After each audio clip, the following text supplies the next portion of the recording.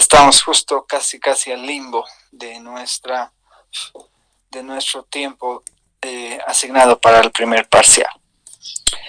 Bien, así que voy a compartirles mi Jamboard y vamos a iniciar una nueva unidad que titula Espacios Vectoriales, como les había ya comunicado. Por favor, me avisan si es que están logrando ver la pantalla. En este momento está haciendo un loading de mis diapositivas. Sí, se ve bien. Perfecto, chicos. Entonces, he compartido correctamente. Bueno, para esta unidad voy a pedirles de que no solamente hagamos la abstracción sobre los objetos que vayamos a presentar, ¿no? Es decir, sobre los objetos que vamos a empezar a operar. Ustedes saben que cuando hacemos álgebra y tenemos esta propiedad, por ejemplo, la conmutatividad en la adición, sabemos que por A y B estamos entendiendo de que puede ser cualquier número, ¿no es cierto? Cualquier número. En consecuencia, estamos en un proceso de abstracción donde nos quedamos con la propiedad numérica de la conmutatividad sin importar cuáles sean los contenidos de A y B, ¿no es cierto? Sin contar los contenidos específicos. En esta ocasión, no solamente les voy a pedir que abstraigamos los elementos que se están operando, sino también les voy a pedir que abstraigamos la operación binaria entre ellas. Así que son dos niveles de abstracción que debemos autoexigirnos para que esta unidad sea mucho más llevadera. Así que con esa recomendación empezaremos caracterizando qué es un espacio vectorial. Espacios vectoriales. Entonces, y aquí está su definición, la noción de espacio vectorial. Cada vez que hablemos o escuchemos la palabra espacio vectorial, por favor, pensemos siempre en un conjunto diferente del vacío, ¿de acuerdo? Un conjunto diferente del vacío va a ser un espacio vectorial si, solamente si, está provisto de dos operaciones binarias a las que vamos a llamar adición vectorial y multiplicación por un escalar. Así las vamos a llamar, ¿de acuerdo? Sí, así las estamos etiquetando. Y además está provisto de un cuerpo de escalares K, tal que si U, V y W pertenecen a este conjunto V y K y L pertenecen a este cuerpo de escalares, entonces debemos satisfacer un lote de 10 condiciones. Estas condiciones se suelen llamar también axiomas, pero en realidad son las propiedades básicas que debe tener de manera necesaria y suficiente todo espacio vectorial. ¿De acuerdo? Entonces, antes de ver cuáles son esos 10 axiomas, debemos ver siempre a un espacio vectorial como un cuarteto. Cada vez que hablemos de un espacio vectorial, debemos tener un cuarteto de objetos. Un conjunto no vacío, un conjunto de escalares y dos operaciones binarias. ¿De acuerdo? Entonces, no es suficiente tener el conjunto, sino también saber cómo están definidas las operaciones binarias en ese conjunto. Podemos ahora definirlas de infinidad de formas distintas y, por supuesto, podemos utilizar diferentes tipos de escalares. Sin embargo, los escalares más frecuentes en uso son los números reales y los números complejos. ¿Ya? Evidentemente hay otro cuerpo de escalares como los racionales, p-ádicos, cuaterniones, etcétera, pero no los vamos a usar mucho aquí. Bueno, ahora sí, veamos cuáles son las 10 condiciones que debemos satisfacer. La primera condición se conoce como axioma de la cerradura o clausura. Algunos también le llaman ley de la composición interna. Lo único que nos dice es que si tomamos dos elementos cualesquiera de este conjunto, al operar entre ellos a través de la adición, vamos a seguir obteniendo un elemento del mismo conjunto. ¿De acuerdo? O sea, si agarro un U y un B, la adición tiene que seguir en el mismo conjunto, en la misma bolsita. Segunda axioma, que se lo ve rápidamente y se lo reconoce como el axioma de la conmutatividad. Es decir, que debe haber conmutación entre U y B al operar con la operación adición. Da lo mismo entonces U más B que B más U. Debe tener también esta estructura de espacio vectorial el axioma de la asociatividad. O sea, podemos asociar V más W o U más V y al final debemos obtener el mismo resultado. También tenemos que ver de que en todo espacio vectorial, para todo elemento de este conjunto, debe existir un elemento especial que le vamos a llamar 0 sub V. ¿Ya? Se llama 0 sub V porque V es el espacio vectorial. Si se hubiese llamado H el espacio vectorial, sería 0 sub H. ¿Ya? Este elemento va a tener un rol muy importante porque al adicionarse con cualquier elemento del conjunto V, nos va a reproducir el mismo elemento. A este elemento del conjunto B, que actúa como neutro para la adición, lo vamos a llamar de ahora en adelante vector nulo o vector cero. ¿Ya? Aunque, como vamos a ir viendo en los ejemplos posteriores, tengan mucho cuidado, el vector nulo no siempre es igual a cero. Así que a parar las orejas. Quinto axioma tiene que ver sobre la existencia de un inverso aditivo. Es decir, que para todo elemento del conjunto B debe existir un elemento especial, ya que lo vamos a etiquetar. Esto es solo una etiqueta, por favor, como menos U del mismo conjunto, tal que cuando se adicionan entre sí nos genera el vector nulo. A este vector lo vamos a llamar vector opuesto de U y ya hemos dicho que tiene el rol de ser inverso aditivo. Bien, veamos qué otras 5 condiciones más debemos satisfacer. Esta quinta condición, llamada también axioma de la cerradura o clausura para la multiplicación por un escalar, nos dice que si multiplicamos un escalar por un vector cualquiera, no se olviden que K pertenece al cuerpo de escalares, entonces K por U, donde U es un vector de B, sigue siendo un elemento del mismo conjunto B. O sea, nos mantenemos encerraditos dentro del conjunto B, no nos salimos, clausurados estamos. La séptima condición que debemos satisfacer es la asociatividad para la multiplicación por escalares. Es decir, si tengo un escalar que está multiplicando a otro escalar que multiplica un vector, estos escalares se pueden asociar como querramos. Observen aquí que he puesto K por L simplemente y no K punto redondo L. ¿Por qué? Porque aquí estoy efectuando una operación binaria que ocurre en el escenario del conjunto de escalares K. ¿De acuerdo? Ahora aquí tenemos también dos propiedades, dos axiomas distributivos que debemos satisfacer. Cuando K está multiplicando una adición de vectores, este K se va a distribuir con cada uno de los vectores. Con cada uno de los vectores. Entonces, también tenemos una propiedad distributiva para la adición de escalares. Fíjense que aquí le he puesto el símbolo de la adición sin la circunferencia. ¿Por qué? Porque esta adición está ocurriendo en el cuerpo de escalares K. Igual que aquí ocurría la multiplicación en el cuerpo de escalares K.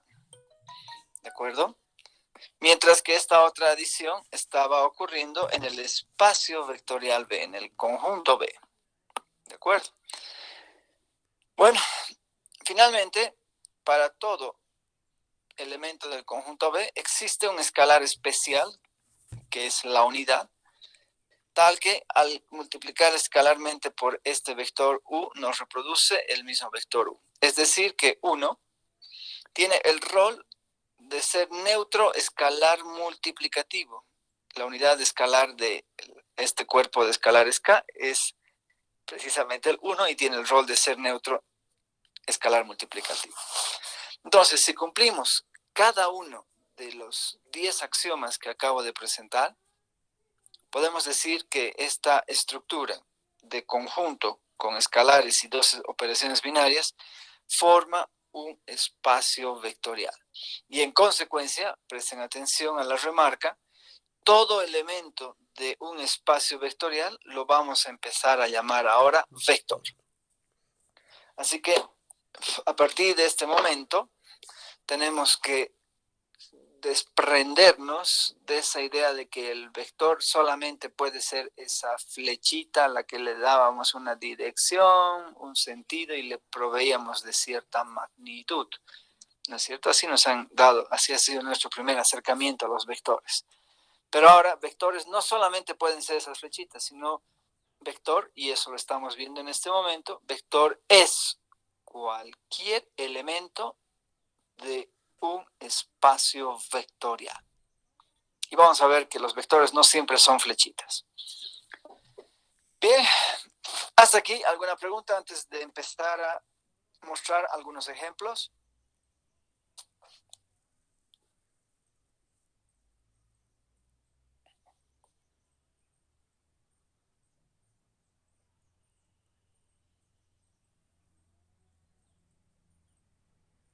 Bien, entonces los voy a hacer cómplices y voy a entender de que esto está bastante bien claro. ¿Ok? Así que vamos a ver si hemos entendido. Empecemos con este primer ejemplo. Sea V el conjunto de todos los números reales positivos que están provistos del cuerpo de escalares reales y de las siguientes operaciones binarias para cada U y V que pertenecen a este espacio, digo, a este conjunto. Y K, un escalar real, se va a definir la adición entre estos elementos del conjunto V como el producto ordinario entre ellos. Y la multiplicación de este escalar por este elemento de B, porque U es un elemento de B, como la potencia, donde la base es el elemento de B y el exponente es el escalar. Así que la pregunta que vamos a responder es la siguiente. ¿Es este conjunto provisto de escalares reales y de estas dos operaciones binarias un espacio vectorial?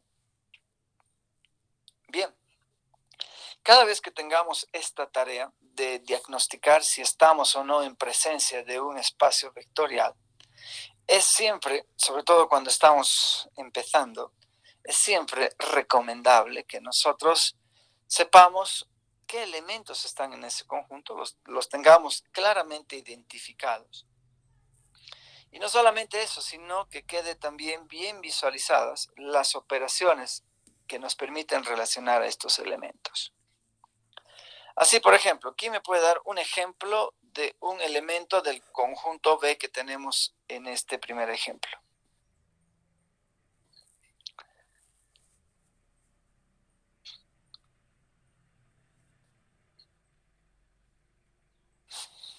Por favor, necesito que activen sus micrófonos, porque no puedo ver ni el chat si es que están queriendo escribir algo.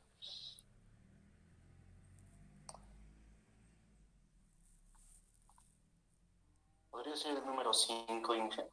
Por supuesto que sí, porque el 5 es un número real positivo, entonces tiene derecho a estar en la bolsa del conjunto B. ¿Quién me da un ejemplo de un elemento del conjunto B que no sea entero? Un medio. Excelente. El 1 medio es un elemento que pertenece a este conjunto. Excelente. ¿Quién me da un ejemplo de este conjunto B que no sea racional? Raíz de 2. Excelente. El raíz de 2 es un número irracional, pero es un real. Y es además positivo. Excelente. Entonces, está claro que solamente estamos trabajando con reales positivos. Así que cuidado con pensar que el 0 es un elemento de este conjunto. De hecho, el 0 no pertenece a este conjunto porque el 0 no es positivo. Porque una condición suficiente para ser positivo es que sea mayor que 0, ¿no? Y ningún número es mayor que sí mismo. Bien, entonces, a ver, sigamos. Si yo les digo, ¿cuánto vale en este conjuntito la adición de 2 más 5?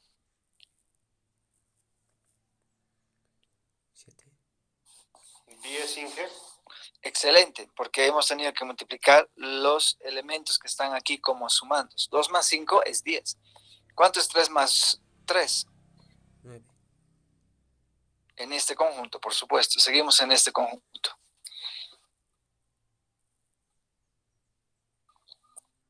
9, Inge. Correcto, 9. ¿Cuánto es 2 por 3 en este conjunto?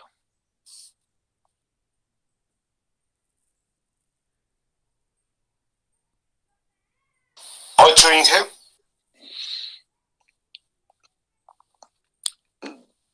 ¿Cuánto hemos dicho? ¿3 por 2 o 2 por 3? Perdón, se me ha escapado. 2 por 3, dijo. No, 2 por 3. No, no puede ser 8 si es 2 por 3. 9. 9. 2 por 3 es 9 en este conjuntito, ¿no? 2 por 3 es igual a 9. Correcto, correcto. ¿Cuánto es 5 más 1 en este conjunto? 5. 5, Inge. 5 más 1. ¿Y 8 más 1? Igual 8. ¿Y 1 más 8? Igual. Igual 8. 8, sí. Correcto. Fíjense, aquí el 1 parece que está actuando como neutro para la adición, ¿no? Porque al adicionar el 1 más el 8 nos repite el 8. Muy bien, muy bien, muy bien, muy bien. ¿Cuánto es 4 más 0 en este conjunto? No existe, Inge. Excelente, no existe porque el 0 no es un elemento de este conjunto, porque lo único que debemos hacer es cumplir con el requisito de que se deben adicionar 2 elementos de este conjunto. Pero, ¿y cuánto es 0 por 3 en este conjunto?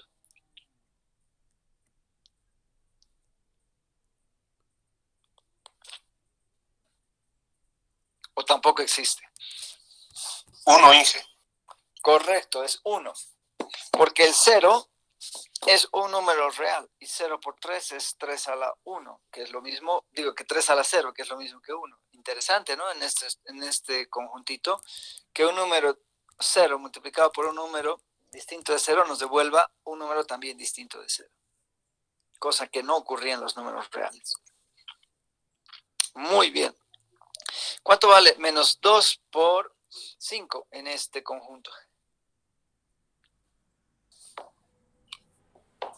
Un quinto, Inge. No estoy tan de acuerdo, pero está cerca. Menos 2 por 5. 1 sobre 25, Inge. Eso mismo, 1 sobre 25. 1 sobre 25. Así mismo. Muy bien, entonces eso es bien importante cada vez que estemos encarando un nuevo espacio vectorial. Reconocer cómo son sus elementos y reconocer cómo son las operaciones binarias entre esos elementos. Veamos entonces si estamos o no frente a la estructura de un espacio vectorial. Para este efecto, nos vamos a dar 3 elementos cualesquiera del conjunto B.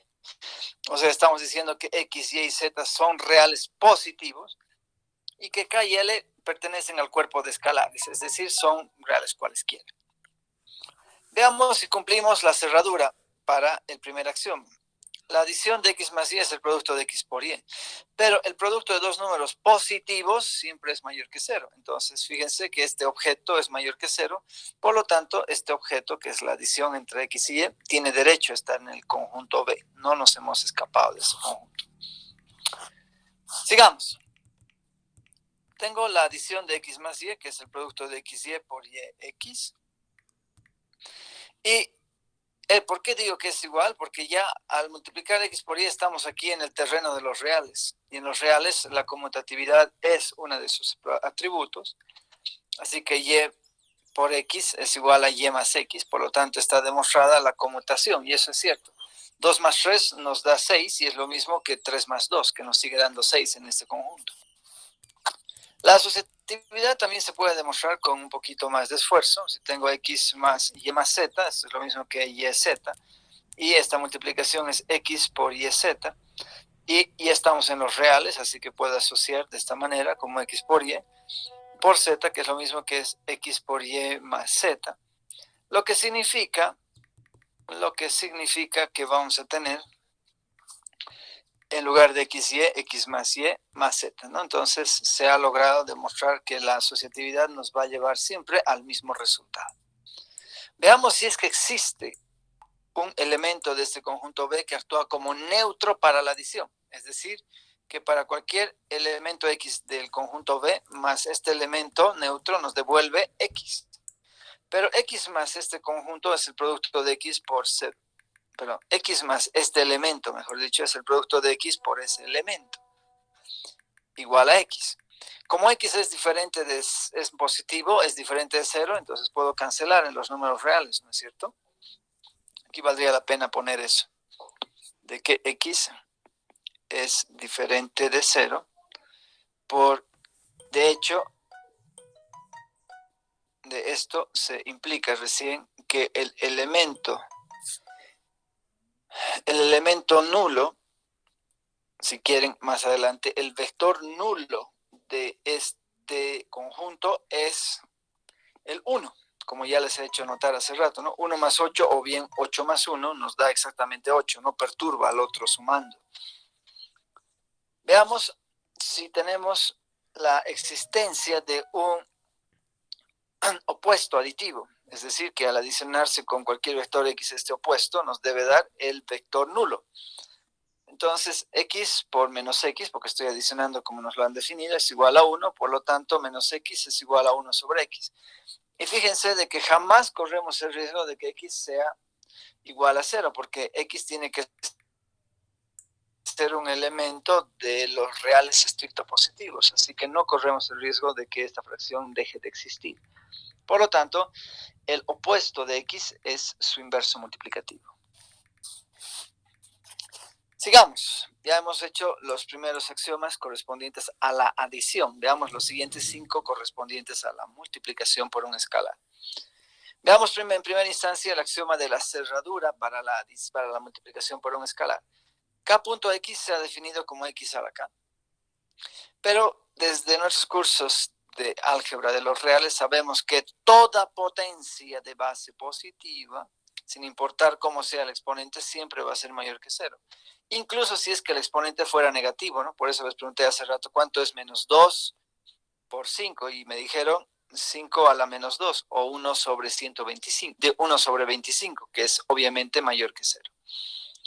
Entonces, sin importar cómo sea k, positivo, 0 o negativo, esta potencia siempre es mayor que 0, lo que significa que esta operación binaria tiene todo el derecho de seguir estando en la bolsa de los reales positivos. Por lo tanto, seguimos satisfaciendo la clausura, la cerradura o la composición interna, como prefieran llamar.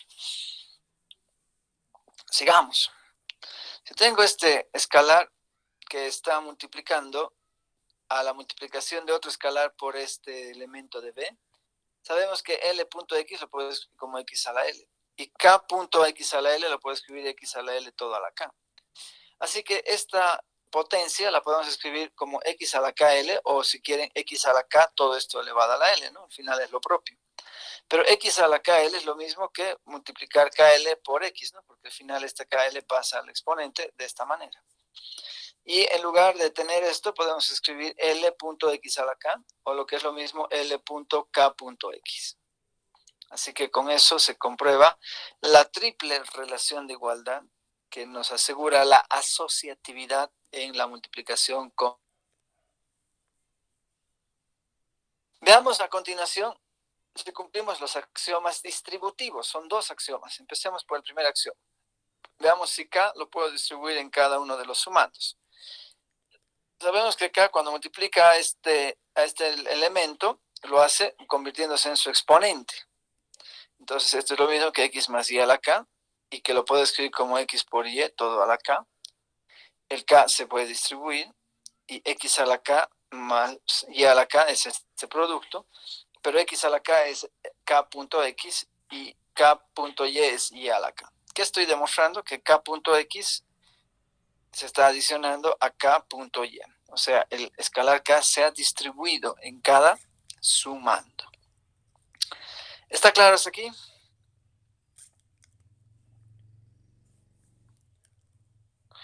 Aquí pasa algo muy interesante, ¿no? Fíjense en esta estructura algebraica. La potencia késima de este binomio es la adición de las potencias késimas de cada sumando, ¿no? O sea que aquí, si A y B fueran elementos de B, entonces, ¿cuánto vale A más B al cuadrado? Estoy demostrando que esto es igual a A cuadrado más b cuadrado, ¿no? Interesante, ¿no? Cosa que en los números reales esto no ocurre, ¿no? Es totalmente falso. En los números reales el cuadrado de a más b es a al cuadrado más el doble de a por b más el cuadrado de b, ¿no es cierto? Pero sin embargo aquí sí ocurre esta igualdad. Cosa muy, muy sobresaliente e interesante. Bien, sigamos. Nos falta ver la otra propiedad distributiva. Perdón, Inge, tengo Sí. una consultita. Sí, sí. En el otro, el número 4, o sea, ¿el 0 sería un vector o sería que un escalar? El 0 ni siquiera es un elemento de este conjunto. Exactamente, por eso mismo ahí me confundí un poquito.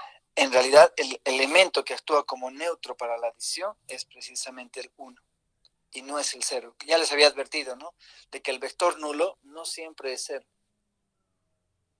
Mucho cuidado, porque el 0 ni siquiera pertenece al conjunto B, porque el 0 no es positivo. Sí, porque en realidad en adición vendría a ser 0 el elemento nulo, ¿no? O En la tampoco. adición, no, en la adición no, ni siquiera participa en la adición. El 0 no participa en la adición. El 0 sí participa en la multiplicación por un escalar porque k puede ser 0, porque el 0 es un número real. Incluso ya les he dicho 0.3, ¿se acuerdan? A alguien le pregunté 0.3 y me dijeron que esto era 1, y eso es verdad.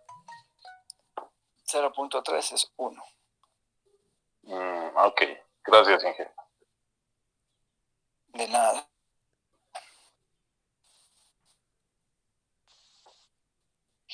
Bien, sigamos entonces, pues ya me ha salido, disculpen.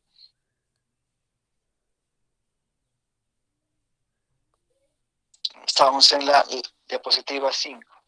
Ahora chequearemos la distribución para la adición de escalares. Para esta adición de escalares. Voy a mostrar que x se distribuye con el primer escalar y con el otro escalar. Así que k más l punto x es lo mismo que x a la k más l. Fíjense que esta adición está ocurriendo en el campo de los reales, mientras esta multiplicación por un escalar está ocurriendo en el espacio V, que todavía no sé si es un espacio vectorial o no, está a punto de ser V porque está cumpliendo todas las condiciones de ser espacio vectorial. Pero sigamos. Esto es x por x a la l, que lo puedo escribir como x a la k más x a la l, pero x a la k es k.x, x a la l es l.x. O sea que sí se puede distribuir k con x, se puede distribuir con k y x se puede distribuir también con l. Se cumple la novena condición. Solo falta chequear una condición más y parece que sí también se cumple, porque cuando multiplicamos la unidad escalar de los reales, que es el 1 por x, es lo mismo que x a la 1, o sea, nos devuelve el mismo x. O sea que el 1, qué interesante, el 1 actúa como neutro escalar multiplicativo y también actúa como neutro escalar aditivo. Digo, neutro vectorial aditivo, neutro vectorial aditivo. Muy interesante el rol del 1 en esta estructura. En definitiva, este conjunto de todos los reales positivos provistos de este par de operaciones binarias especiales y este cuerpo de escalares reales es un espacio vectorial. ¿Qué tal eso? ¿De acuerdo? Así que este conjunto está formado por números, pero no siempre son números los elementos de un espacio vectorial. Veamos a continuación un segundo ejemplo. Bien, sea B el conjunto ahora de polinomios cuadráticos, o sea, me refiero a polinomios de grado 2, cuyos coeficientes son reales y además está provisto de las operaciones binarias de adición polinomial y multiplicación por un escalar real usuales, de los que estamos acostumbrados a adicionar los polinomios. Así que, por ejemplo, aquí tienen un elemento del conjunto B. Este es un polinomio de segundo grado. Sus tres coeficientes, 1 menos 3, 1, son números reales. Pertenece a B. El polinomio Q de X también pertenece a B, ¿no? Tengo sus tres coeficientes reales y el grado de este polinomio es 2. Pertenece a B. Este polinomio lastimosamente no pertenece a B. porque es un polinomio, si bien a coeficientes reales, pero con grado mayor que 2, es diferente de 2, es grado 3. El polinomio S de X es un polinomio cuadrático, pero no pertenece a B. ¿Por qué? Porque los coeficientes 1, menos 2i y 1 no son todos reales, porque menos 2i pertenece al cuerpo de los números complejos. ¿Está claro? Así que a pesar de que sea de segundo grado, lastimosamente no es un polinomio a coeficientes reales. Por eso está fuera del conjunto B. Muy bien. ¿Cómo se adicionan los polinomios de la forma usual? Pucha, desde la escuelita sabemos hacer eso, ¿no? Adicionamos estos dos polinomios reduciendo los términos semejantes. Así, x cuadrado más 4x nos da 5x cuadrado menos 3x menos 7x menos 10x. Un entero más un tercio, 4 tercios, ¿no? Y fíjense, hemos obtenido otro polinomio del mismo conjunto.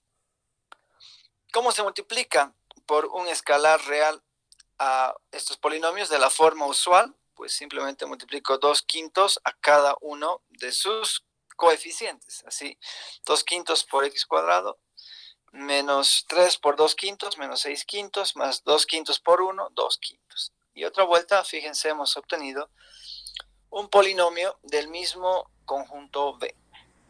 ¿De acuerdo? Así que la pregunta es similar a la del anterior ejemplo.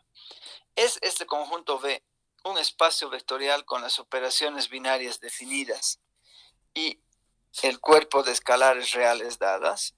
Aquí habría que poner eso, ¿no? Y el cuerpo de escalares reales dadas. Entonces, igual que en el anterior ejemplo,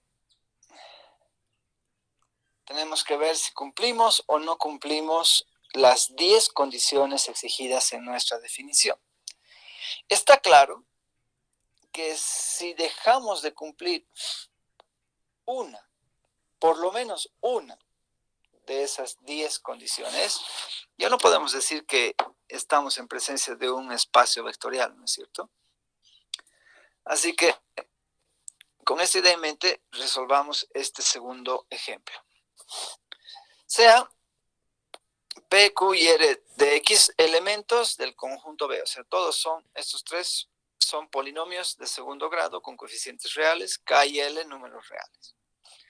Primera pregunta que nos hacemos, ¿la adición de dos polinomios de este conjunto siempre es un polinomio del mismo conjunto?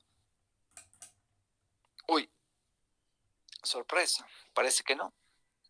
Parece que no. Y aquí aparece un lindo contraejemplo. Aquí tengo un polinomio P de X, que es evidentemente cuadrático a coeficientes reales. Un polinomio Q de X, que es evidentemente cuadrático a coeficientes reales. Por lo tanto, tengo derecho a decir que P y Q pertenecen a B, ¿no? Pero ¿qué ocurre cuando adicionamos estos dos polinomios en la forma usual? ¿Qué ocurre? 3x cuadrado menos 3x cuadrado se anula, se vuelve 0. X más 8x, 9x, 2 más menos 1, 1. Uy, pero hay un problema. Este polinomio resultante ya no está dentro del conjunto B. ¿Por qué? Porque el polinomio, evidentemente, ya no es cuadrático, es de primer grado. En consecuencia, no podemos garantizar que la adición de dos elementos del mismo conjunto, P y Q, que pertenecen al mismo conjunto, no necesariamente caen dentro de esta misma bolsa. Fíjense, se puede salir de la bolsa. En consecuencia, ya no es necesario chequear si se cumplen o no los otros 9 axiomas restantes. Con este primer axioma que no se ha logrado satisfacer, ya podemos tener condición suficiente para aseverar que B no es un espacio vectorial. ¿Está eso claro? Entonces les insisto, basta que uno solo, por lo menos de esos 10 axiomas, deje de satisfacerse para poder implicar inmediatamente de que estamos en presencia de cualquier conjunto menos de un espacio vectorial. Muy bien, ¿se ha entendido este segundo ejemplo?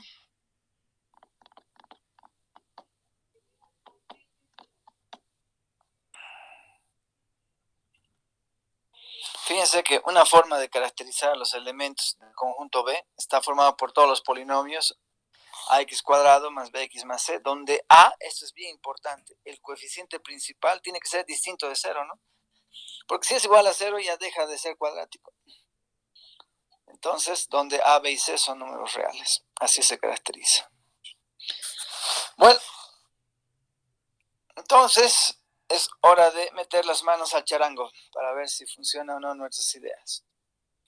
Una consultita, perdón, en todo caso Adelante, adelante.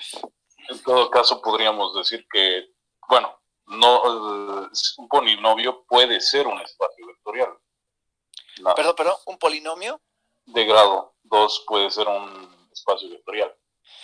¿Me hablas de un polinomio, así como un conjunto formado por un solo polinomio? Exacto, de grado 2. Sí, puede ser, pero ojo, si solamente fuese este el único elemento. Claro, pero, o sea, me refiero a que simplemente, o sea, si hubiera dos polinomios, por separado, esos dos podrían ser un espacio vectorial, pero ya en adición y producto puede que sea y puede que no, igual, pero fuera de esos, grado 1, grado 3 o cualquier otro grado ya no vendría a ser un espacio vectorial. Cuidado. El que no solamente estamos hablando de un polinomio, tú sabes que este conjunto tiene infinidad de elementos, ¿no es verdad? Porque hay infinidad de polinomios. Pero si tú me hablas de un solo polinomio como elemento de un vector, digo que de un conjunto, en ese sentido sí puede ser. Y eso es lo que pasa aquí, por ejemplo. Fíjate, en el ejercicio 3 que les voy a asignar, les he creado un conjunto B que está formado por un único elemento. Por ejemplo, el elemento luna, la luna, ¿no? Nuestra lunita, el único satélite de la Tierra. El único satélite natural de la Tierra, para ser más precisos. Entonces, si nosotros tenemos un conjunto formado por un único elemento, llámese luna, llámese sol, llámese polinomio P de X, cualquier elemento, pero un solo elemento, en el que se definen estas operaciones binarias, donde K es un escalar real. Sí, esto, como van a ver en este ejercicio, es un espacio vectorial, pero formado por un solo elemento y con estas operaciones binarias, ya no con las operaciones usuales polinomiales. Ya no. ¿Te das cuenta por qué ya no? No. A ver, imagínate, tú me has dicho que quieres formar un espacio vectorial formado por un polinomio. Invéntate un polinomio de segundo grado, cualquiera. X al cuadrado menos 5 más 7 podría ser. ¿Menos 5x más 7? Sí. Perfecto. Todo esto lo voy a etiquetar como P de X. ¿No es cierto? Entonces, fíjate que este V, así como está definido, no es un espacio vectorial con las operaciones usuales polinomiales. ¿Sabes por qué? Pregunta, ¿cuánto es P de X consigo mismo? P de X. Porque no tengo otra opción que ganar a este polinomio consigo mismo. No hay más vectores. No hay más elementos, mejor dicho. Ya, no, sí va a salir otro resultado. Exacto, exactamente. Nos va a salir este polinomio que evidentemente está lejos de pertenecer a B. ¿Qué ha pasado? Nos hemos salido del conjunto B. Así que este polinomio por sí solito, con las operaciones usuales, no es un espacio vectorial. Pero si a este polinomio P de X le ponemos que P de X más P de X es P de X y que K por P de X sigue dándonos P de X, van a ver de que este sí es un espacio vectorial y en nuestra teoría se lo conoce como el espacio vectorial nulo y es muy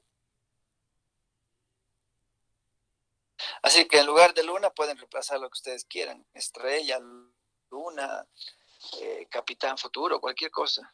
¿Se dan cuenta? Pero con estas operaciones binarias. Ojo, con estas operaciones binarias. O sea, vendría a ser solamente con las operaciones binarias de espacios vectoriales. Claro, porque las escalares convencionales. Porque con las operaciones usuales, las convencionales, si tú quieres, ya no es un espacio vectorial. Ya no es. ¿Te dan cuenta? Ya. Sí, Creo sí. que con eso está más clara la figura. Entonces, ¿qué necesito que hagan para el día de mañana? Que trabajen estos 5 ejercicios. Queremos establecer si el conjunto B, con las operaciones binarias de adición y multiplicación por un escalar y dotado de este cuerpo, del cuerpo de escalares, es o no un espacio vectorial. Entonces, aquí, por ejemplo, el conjunto B está formado por el conjunto de todas las matrices de entradas reales, cuyo tamaño es de M por N, con la adición y la multiplicación por un escalar usuales, las que hemos aprendido en nuestra primera unidad de este semestre. Como hemos aprendido a adicionar matrices, como hemos aprendido a multiplicar una matriz por un escalar. Ojo, aquí ahora el conjunto B está formado por todos los polinomios que adoptan este formato, a sub n, x a la n, más a sub n menos 1, x a la n menos 1, etc., donde cada uno de los coeficientes es un número real para los valores de i que van desde 0 hasta n, con las operaciones de adición y la multiplicación por un escalar polinomial usuales. Fíjense que en ningún momento acá nos están diciendo que B está formado por polinomios de grado n. Tengan mucho cuidado. Lo que nos está diciendo es de que cualquiera de estos coeficientes pueden ser reales. ¿Y eso qué quiere decir? Que este coeficiente puede ser 0. Entonces no puede ser el polinomio p de x un polinomio de grado n. En consecuencia, el conjunto B estaría formado por todos los polinomios de grado menor o igual que n, que es diferente a decir que son polinomios del mismo grado n. Porque ya hemos visto que si fueran polinomios del mismo grado, no pueden ser espacios vectoriales. Muy bien. Aquí tienen que recordar el conjunto de todas las funciones reales de variable real, que son al menos derivables de orden n, sobre el intervalo cerrado AB, que evidentemente es un subconjunto de los reales, con las operaciones usuales de adición funcional y multiplicación por un escalar funcional usuales. Y finalmente, el último conjunto está formado por todas las matrices cuadradas de orden n, que son singulares, es decir, que son no invertibles, con las operaciones de adición y multiplicación matricial usuales, ¿no? Las mismas que hemos usado en el primer ejercicio. Practiquen, por favor. Les doy una pista. De estos 5, casi todos son espacios vectoriales, excepto uno. De los 5, solo uno no es un espacio vectorial. El resto sí lo es. Así que, con toda la paciencia, calma y tiempo, organícense bien el tiempo, vayan chequeando los axiomas, porque lo que me interesa es que estén familiarizados con los 10 axiomas. ¿Ya? Es muy importante esa tarea. ¿Hay que hacerlo? Sí. ¿Es un poco pesado? Sí. Pero por lo menos una vez en la vida que hacemos álgebra lineal, hay que hacerlo bien. ¿Está clara la consigna?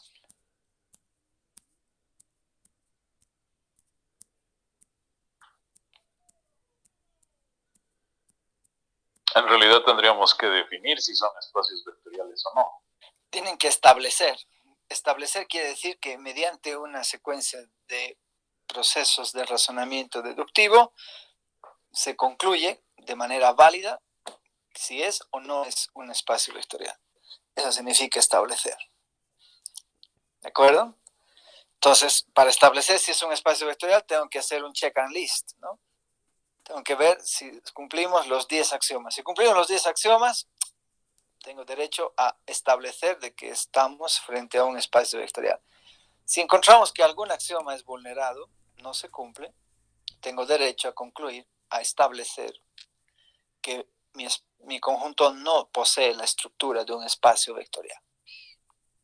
En todo caso sería como una comprobación de cada axioma, por cada ejercicio. Exactamente, exactamente. Pero siempre de manera genérica, no con ejemplos. El contraejemplo sirve para demostrar que no funciona. Pero si se han dado cuenta, ¿no? La diferencia. En el segundo ejemplo, en el segundo ejercicio he usado un contraejemplo. En el primer ejercicio he demostrado para todos los elementos de ese conjunto. O sea, de manera totalmente genérica. Nunca se demuestra con ejemplos, ¿no? Si no, podríamos estar razonando incorrectamente. Cuidado que alguien me diga, todos los primos son pares. Y agarro el 2 y digo, el 2 es un primo y es par. Por lo tanto, todos los primos son pares. Uy, un razonamiento falaz, ¿no? De campo gigante. Bien, entonces, manos a la obra. Empecemos a trabajar estos 5 ejercicios nada más. Y mañana pertrechamos en un concepto importante que es el de subespacio vectorial. Por favor, igual que hoy día, no creo que ingrese a la sala antes de las 8:30, así que nuestras clases programenlas para empezar recién a partir de las 8:30. Bueno, eso es todo lo que quería comentarles. Para los que recién se han unido al final, hemos fijado la fecha de nuestro primer examen parcial para el próximo 23 de abril, que va a tener como contenido de evaluación todo lo que hemos visto desde el inicio del semestre hasta esta tercera unidad que la estamos abordando. Bien, chicos, así que nos vemos el día de mañana y quiero que me comenten cuál de todos esos 5 conjuntitos había sido o cuál de esos. Por mi parte, eso es todo. Así que tengan un buen resto del día. Hasta mañana.